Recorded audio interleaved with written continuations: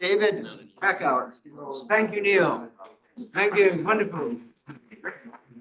Yeah, great. So welcome again. It was wonderful to meet many of you yesterday at dinner at the other campus.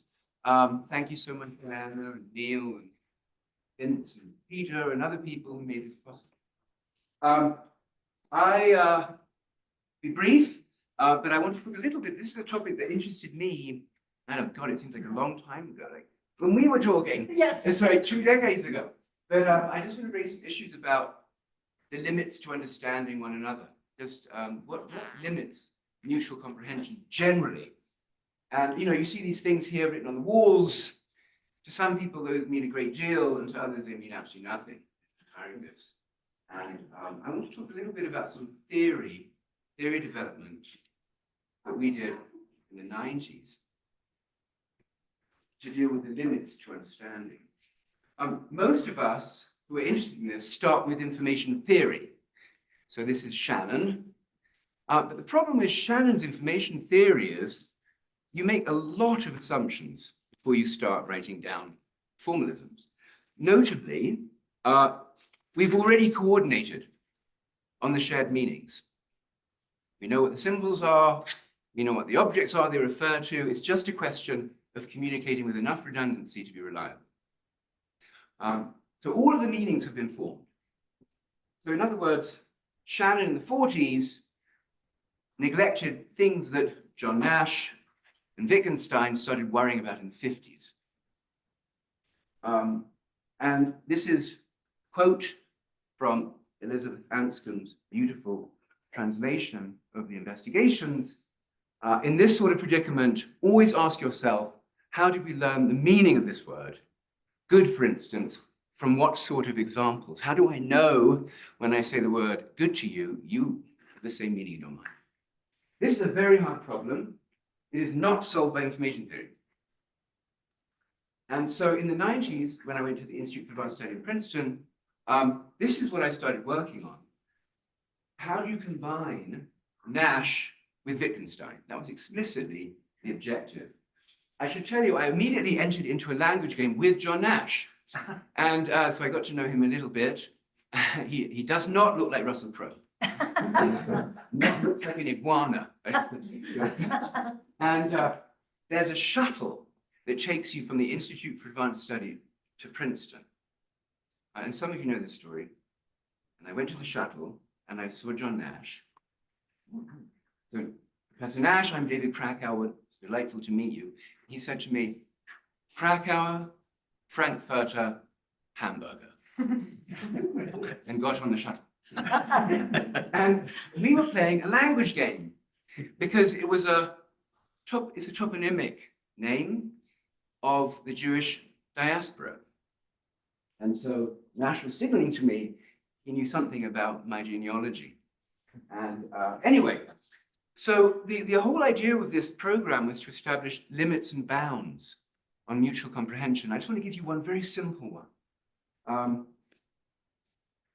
Imagine you were communicating with an octopus. Who here works on cephalopods? So cool. Yeah, they've become, I think after Ted's book, we're just all cephalopod fans. So, quite independent of the cognitive capabilities of the communicating beings, there are limits to communication. I want to show you one. Let's imagine, I apologize, a little bit of arithmetic.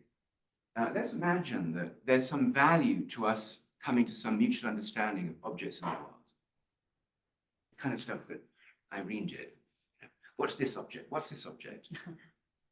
Do we agree on the naming convention? But let's say that there's some error.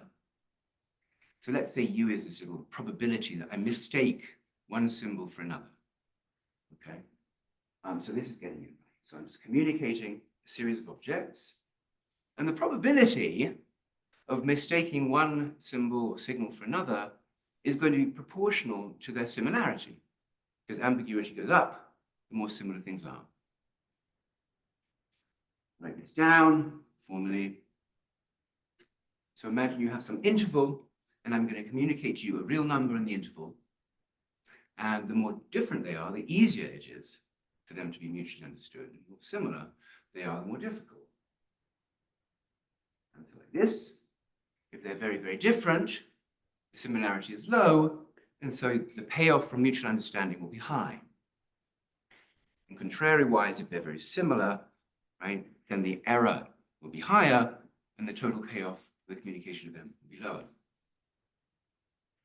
Write down an equation and ask the following kinds of questions. What is the effect of that ambiguity on how we choose the signals to communicate? How many signals should we communicate? And so forth. This is very simple. It uses a very nice theorem. So let's imagine we have that interval, and I was communicating only one signal to you. Where should you place the signal if it's only one? Anywhere. It doesn't matter, right? If there are two, now I'm going to spread them as far apart as possible.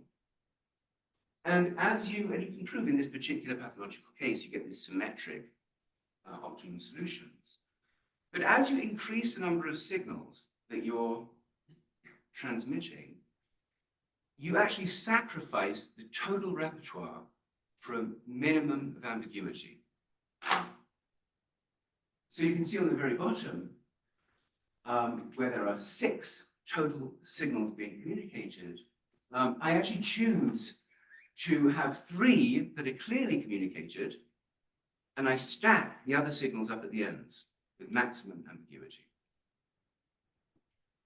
So you can prove that in a very simple communication between 2 cognitively sophisticated agents, they actually choose to not communicate.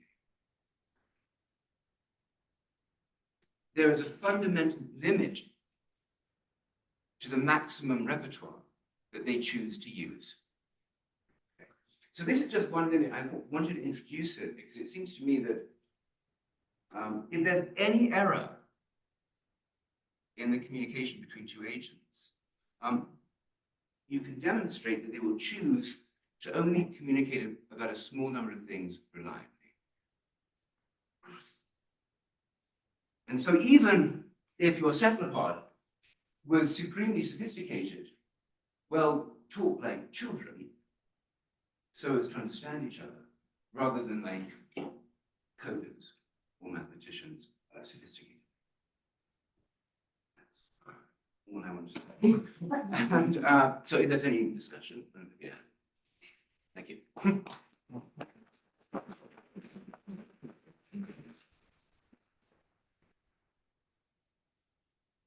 Chris, quick. So thanks for this. It seems like the theorem is a result of the signal living in a finite dimensional space. Yeah. And if we were in some hypercube or yeah, we generalize it actually to a variety of different geometries. The basic concept remains exactly the same, which is that you always make a trade-off between maximizing clarity on a small number of very well-defined symbols and throwing away all those, sort of in mathematical terms, you maximize the clarity of the broken symmetries by stacking up as many symbols as possible in the symmetrical boundaries. You can do it on the circle, and you can do it in high-dimensional geometries too. I'm just thinking about error-correcting codes, for instance. Yeah, that's a different problem. Okay. It's a different problem. But again, the key insight here, just to get us started, is that if you're in the Wittgenstein space, not the Shannon space, where you're trying to come up with an understanding of the basic concept, and there's any error, the number of concepts that you will use to communicate will be very small. And I think this is a problem, and I don't think we have a theory that tells us how humans have actually transcended that. That's sort of the idea here, the boundary that we need to cross to reach this kind of level of sophistication. But so is the thing which is limited to a small number, is it more like the alphabet of individual symbols? I mean, we could also use those in principle. We could build them up into long strings. Yes. So just to end, if you read the papers, okay. One solution to the problem is to build grammars of syntax. Great. That's exactly the point. Yeah. Thank you.